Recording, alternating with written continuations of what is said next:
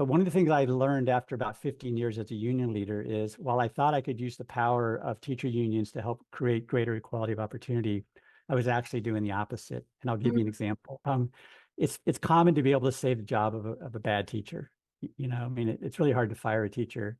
And so we would regularly save the jobs of teachers who were not competent, really, to be honest with you. But when you put that teacher back in the classroom, you don't put that teacher in front of the kids whose parents are the mayor or the head of the editorial board of the paper or business leaders. You put that teacher in front of kids whose parents have no power. And so ironically enough, those are the kids who probably need the very best teachers and ended up with the teachers that nobody else wanted. And so I find myself as a teacher union leader actually exacerbating inequality as opposed to trying to address it. And as a union leader, I tried a lot of things to give power to people that didn't have power in the system. And it just didn't work. I mean, you've heard the phrase, every education decision is a political decision, and they're driven by political power. And, you know, the most valuable asset a district has is quality of teaching. And the example I just gave shows that that asset tends to be distributed politically and it disadvantages kids who need that resource the most. And so I thought for a while, how do I level the playing field from a power perspective? I said, you know, money is power.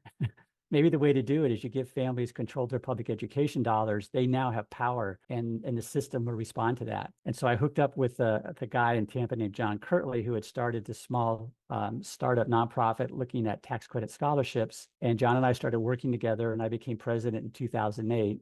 And like you said, then we had about 9,000 kids that we were serving, and we just grew it. And what I had anticipated happening actually has happened, which is with these families having power, the system responds to that. And you're seeing in Florida right now, with 500,000 kids on scholarship, spending over $3 billion a year, you're seeing this virtuous cycle in the public education market. A lot of teachers are starting a lot of innovative education opportunities, micro schools, hybrid schools, interesting virtual programs. And so you're seeing an expansion of innovation on the supply side, which actually has caused even more families to come in and get scholarships so they can access these innovations. Then as more families come in on the demand side, you get even more supply coming in, more innovative supply.